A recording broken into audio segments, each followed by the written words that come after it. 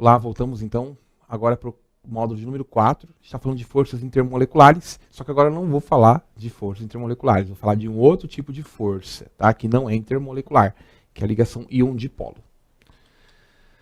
Bom, então nós temos aí a representação de um cristal iônico, né? O sal de cozinha, né? O NaCl.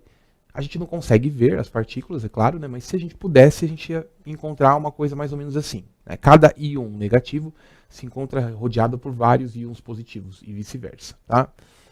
Então, essas forças que unem os íons, como a gente chama isso? Ligação iônica, uma ligação química. É uma ligação forte, né? Então, vocês lembram que a gente viu lá no primeiro módulo que as ligações químicas são muito mais fortes do que as ligações intermoleculares, ok? A ligação iônica, a ligação covalente são mais difíceis de serem desfeitas, né? Tanto que nos processos, né, de mudança de estado, por exemplo, substâncias que são moleculares, que são covalentes, como a água, elas quebram ligação de hidrogênio e forma de novo, né, dependendo do estado físico, mas não quebra ligação covalente, tá? Em mudança de estado físico, não. Agora, gente, para que um cristal iônico se dissolva na água, eu preciso que esses íons eles se separem todos. Eu preciso tirar um por um, arrancar um por um esses íons positivos e negativos desse retículo cristalino aí, certo?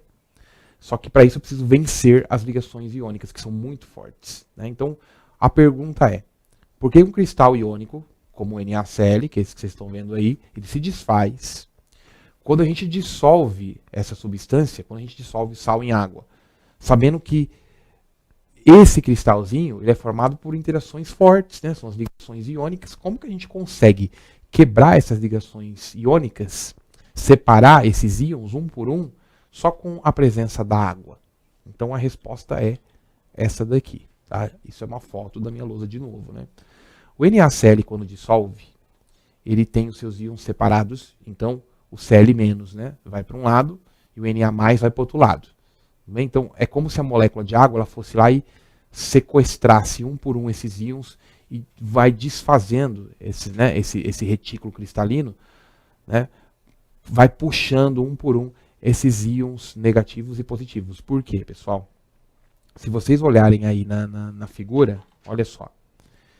O íon negativo, ele se encontra rodeado por hidrogênios da água. Por que será, hein? Porque o hidrogênio é o polo positivo da molécula de água. Então, ele vai querer encostar onde? No íon negativo, no ânion, né? Então, o ânion cloreto, ele fica rodeado por átomos de hidrogênio da água aí. Então, eu vou ter uma força elétrica que vai aparecer entre a carga negativa do íon e o polo positivo da molécula de água. Certo? Como chama essa ligação? Ligação íon-dipolo. Então, você não tem um dipolo-dipolo? São dois dipolos elétricos, duas moléculas polares, né? Você não tem o dipolo induzido? Também são dois dipolos elétricos, só que de moléculas apolares, dipolos induzidos. Aí a gente tem o dipolo em um íon. Tá? Então, o dipolo negativo, que é o oxigênio, ele vai no íon positivo, vai no cátion, né? Certo? E o dipolo positivo da água vai onde? Vai no íon negativo, vai no cloreto. Certo? Então isso chama ligação íon-dipolo. É ligação intermolecular isso aí, gente? Não, porque não é entre moléculas, é entre uma molécula e um íon. Então não chamo de ligação intermolecular. Isso não é ligação de Van der Waals. Não está incluído, ok? Qual que é a definição da IUPAC? De forças de Van der Waals. Eu escrevi lá para os meus alunos para eles saberem o que é, na real, o que é uma força de Van der Waals. Está escrito aí, ó. São forças atrativas ou repulsivas entre unidades moleculares. Bom, se é entre unidades moleculares, não pode envolver íons, né? Porque o Na+ não é uma molécula, é um íon, certo? E o Cl- também não, né? Então, não é força entre unidades moleculares, no caso da ligação íon-dipolo, não, né, gente? Então, vamos continuar. Forças atrativas ou repulsivas entre entidades moleculares diferentes, daquelas devidas à formação de ligação ou interação eletrostática de íons. Então, ligação de íons não envolve, certo? Não está incluído em força de Van der Waals, não faz parte. Força de Van der Waals é ligação intermolecular, é ligação entre moléculas, ok?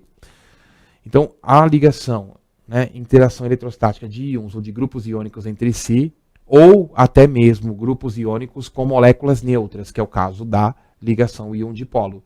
É o grupo iônico, né, no caso não é um grupo, é um íon só, né?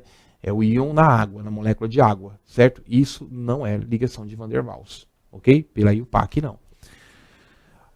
O termo ligação de Van der Waals, como vocês podem ver aí, ó, é usado vagamente, como sinônimo para a totalidade das forças intermoleculares, ou seja, é inespecífico. Todas as ligações intermoleculares podem ser consideradas ligações de Van der Waals também, certo?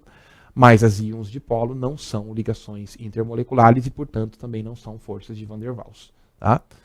Gente, aqui eu tenho um desenho um pouquinho melhor, olha só, né? Isso aí não é foto da lousa, né? Já é uma figura mesmo, tá? Vocês estão vendo aí, ó, o oxigênio está voltado para o sódio porque o oxigênio é o polo negativo, tá? Então é o íon negativo, o íon positivo no dipolo negativo, tá? Os átomos de hidrogênio estão voltados para o cloreto, que é o nosso íon negativo, tudo bem? Isso é a ligação íon-dipolo. Quando os íons, então, eles ficam hidratados, certo? A gente fala que eles estão sofrendo um processo que chama solvatação, tá? Então, eles estão hidratados, eles estão solvatados. Isso é solvatação, tá? É quando você pega lá o íon e envolve esses íons por moléculas de água, certo? Aí, de novo, ó, íons Na+, que são os cátions, interagem com quem? O dipolo negativo das moléculas de H2O, certo? Então, o oxigênio fica virado de forma a interagir com Na+, certo? Aí você tem aí a parte dos hidrogênios, que são esses menorzinhos, é a orelhinha lá da molécula de água, tá vendo? Ó? Fica virado para o Cl-. Por quê? Porque ele é o dipolo positivo, então ele vai interagir com os íons negativos, com os ânions, certo? Bom, então essa é a nossa ligação íon-dipolo. Isso aqui eu queria mostrar para vocês, gente, para vocês compararem a intensidade da íon-dipolo com as demais. Então, ó, vocês viram que a íon-dipolo está no topo. Ah, então ela é mais forte que a ligação de hidrogênio? É. Por isso que a gente consegue, né? Então a resposta daquela pergunta lá do começo. Como a gente consegue desfazer ligações iônicas? Porque eu formo outras no lugar. E que são outras ligações, inclusive, que são fortes, né? Não é tão forte quanto a ligação iônica. Mas em termos de quantidade, né, eu acabo tendo mais ligações, né? Então a água, ela vai fazer ligação íon-dipolo, porque a íon-dipolo é até mais forte do que água com outra água.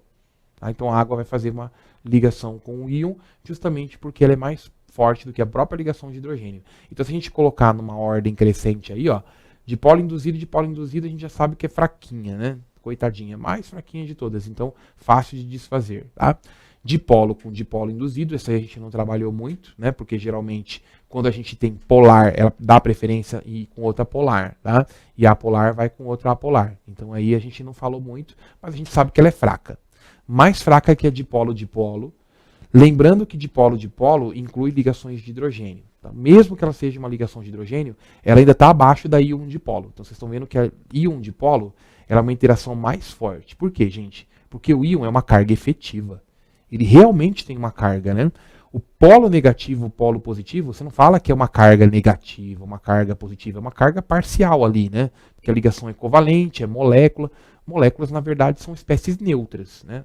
Agora, o íon não. O íon é uma coisa carregada mesmo, é uma carga de fato, é uma carga real que está ali, certo? Então, aí eu vou ter uma atração eletrostática mais intensa, tá? Então, ela está acima ainda da ligação de hidrogênio. Ela está acima de qualquer outra, né? Outra não, porque ela não é, né? Mas ela está acima de todas as ligações intermoleculares, beleza? Então, é essa a explicação do porquê a gente consegue desfazer a iônica do íon com outro íon, que é o sal na forma sólida, né? A substância pura, e fazer a solução, tá? Então, essa é a explicação. A dissociação iônica, a separação dos íons, ela vem acompanhada da formação da ligação íon-dipolo e do fenômeno da solvatação, ok, gente? Então é isso. Daqui a pouco a gente volta para o nosso último módulo.